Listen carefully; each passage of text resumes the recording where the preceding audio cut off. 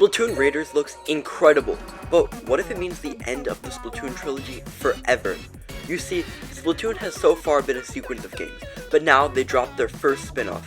And today, I wanted to take a dive into what Splatoon Raiders will be about, patterns of Nintendo games, and Splatoon's history to see for sure if the end of traditional Splatoon games is imminent, so you can know for certain the future of the Splatoon franchise. So obviously, there's no telling about the entire franchise if we can't at least decipher what the next game will be about. And after analyzing the trailer frame by frame, I think I cracked the code. For some reason, after the helicopter is sucked into that spiral, their looks change. Watch closely. You see Shiver with her bun, and Fry with a bun as well. The first thing I thought of when I saw these looks was this picture of Deep Cut in high school. Considering Past 1 and Splatoon Raiders started developing around a year ago, which gives the devs enough time to factor in the results into the game, I can almost certainly confirm the main plot of Splatoon Raiders will either be about traveling to the past or trying to discover something ancient. Along with that, I want to make a very reasonable guess that Raiders will be an adventure game, traveling on a raft and exploring islands as you go through the game. There will not be multiplayer, and I think it will be very story-driven. It will also be open world. The reason I assume these things is because of the recent Nintendo games being more and more free roam. Take Mario Odyssey, the recent Zelda games, and even Mario Kart World instance. The most likely chance is Raiders giving you that same freedom. I also assume there will be no multiplayer, which ties into things I'll mention later in the video. I think multiplayer of Splatoon will come from Splatoon 3 for the time being, which is why they are continuing to update the game. I also expect Splatoon Raiders to have a lot of replayability, so even after the game ends, there's going to be constant things to do. So, if Raiders is the first departure from the Splatoon games, what can we take from this as to where the series is heading next?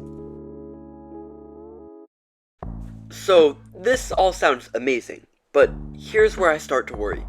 The problem here stems from what has been prophesized in the Splatoon community for quite a while now. The fear is that the core Splatoon series will end after the trilogy is over. Since Splatoon has been doing the same thing for the last decade, a switch up in these types of games may indicate they are ready to shift gears. It goes into the fact that Nintendo Direct for Splatoon 3. In that Nintendo Direct, the narrator described Splatoon 3's story mode as the end of the trilogy. With a spin-off happening, there's a slight possibility Splatoon will expand past its roots and become a franchise, similar to how 2D Mario ended and expanded into spin-offs. Obviously, these games had revivals much later, but with most of Splatoon's appeal coming from multiplayer, there is a lot at stake for the series. I will go through each threat to the Splatoon series and seeing if it has any validity. To start off, let's take a look at other Nintendo franchises, ones that were just like Splatoon in the past. The major one that mirrors this situation right now is Metroid, another Nintendo game. Metroid Prime first came out in 2002, quickly followed by Prime 2 in 2004. After Metroid Prime 3 released in 2007, there has been no more games in the Metroid Prime series. Metroid has still been highly active, having tons of spin-offs, but Prime 4 has just been stuck in development for the last 8 years. It was very popular too. In all fairness, many claim Metroid's situation is on account of developer issues. However, I think there are two major reasons why this won't happen to Splatoon. Firstly, it is much more popular than Metroid. Even if both were popular, Splatoon's following specifically in Japan is enough to make the developers understand that it is a large opportunity missed if they stop making Splatoon games. Second, Splatoon functions as an online game. This means there is an active player base that needs to be maintained. Never releasing a Splatoon 4 would make the current game die out, and Nintendo would see that in their servers. Online games like Mario Kart have continued to have installments, but that may be different since it sells the best on every console it's featured on. Another series worth noting is Pikmin. Similar to Metroid, there was a huge gap between the third and fourth game, but eventually Pikmin 4 was released. However, I think this style of releases for Splatoon 4 will be detrimental to the game. It will cause many fans to lose interest. If Metroid, Pikmin, and maybe even Mario Kart point to anything, it indicates that Splatoon 4 will happen eventually, but it's just a matter if that wait will be bearable or not for the franchise. Before I continue, if you're enjoying this analysis, it would help a ton to give this video a like. I'm ready to spend my whole summer making more, and if you click as many buttons as you can, it will help YouTube show this video to more people who want to see it. Now, let's try back to what I said before, how in the Nintendo Direct, the narrator said, "Well, we've come this far. What awaits the Inklings and Octolings in the end? We hope you can witness the epic finale of this Splat-tastic saga."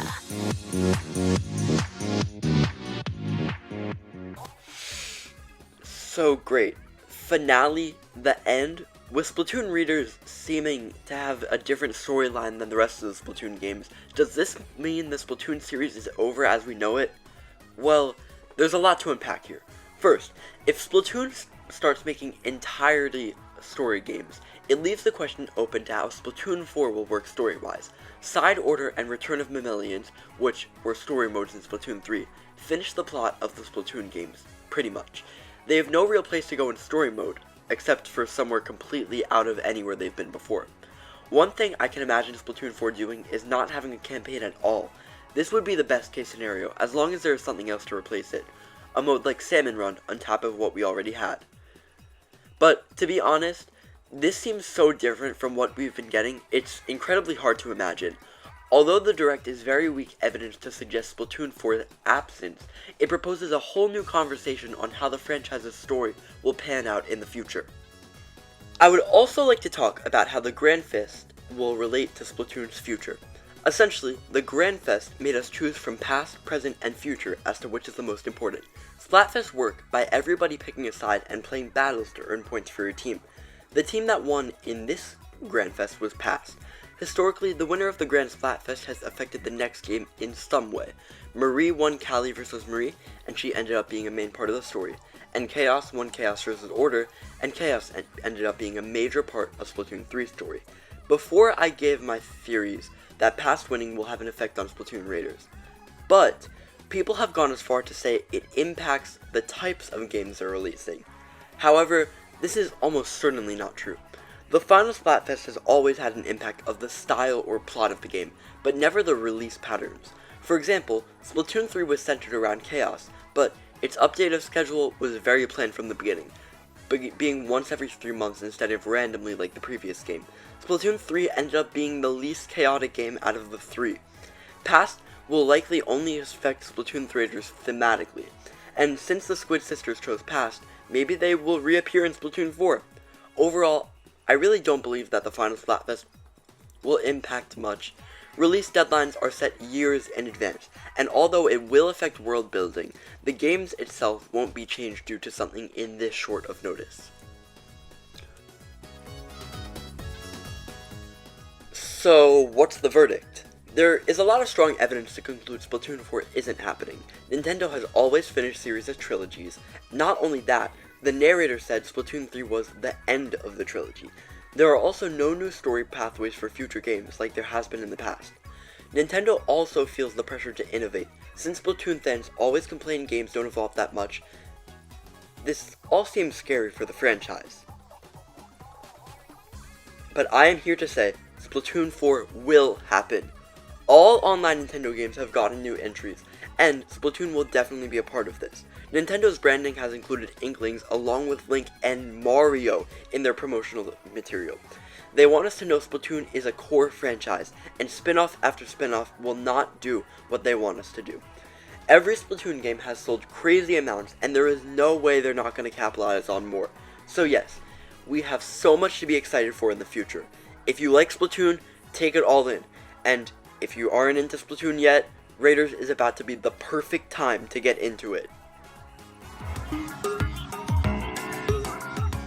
Now the last thing to do is to predict an outline for the future Splatoon games. We have previously stated Splatoon 4 will not be coming very soon due to the support for Splatoon 3 and the release of spin-off games.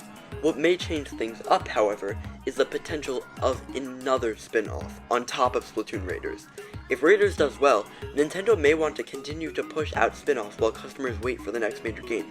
However, I really do not think this is the case. Splatoon 3 came out in 2022, so if Splatoon 4 comes out any later than 2027, it will be too much of a wait to keep fans holding on to spin-offs. The most likely scenario is Raiders either late this year or early next year. Constant updates for Splatoon 3 and then a drought for a while. And then finally, Splatoon 4 in 2027 to 2028. This makes developers be able to flesh out every single game and guarantee Splatoon as a franchise that will succeed far into the future. If there is a content drought, there may be a Raiders DLC to soften things up. That seems a lot more likely than an entire new spin-off game. So, I said earlier about how Raiders is a great time to get in Splatoon, but as a matter of fact, now is an even better time. Splatoon 3 seems to be here to stay, and it just got pretty much all of its updates, and it's an amazing game. There was no real reason not to buy. Thank you for watching this video. It is my first time back from a long hiatus. This summer I will make sure I am constantly uploading, and if you want to help me out, try watching some of my longer videos. Watch time will get me monetized such that I can start content creation a lot more seriously. Anyway, do you think Splatoon 4 will have a story mode? And would you like to see more spin-offs? Comment down below.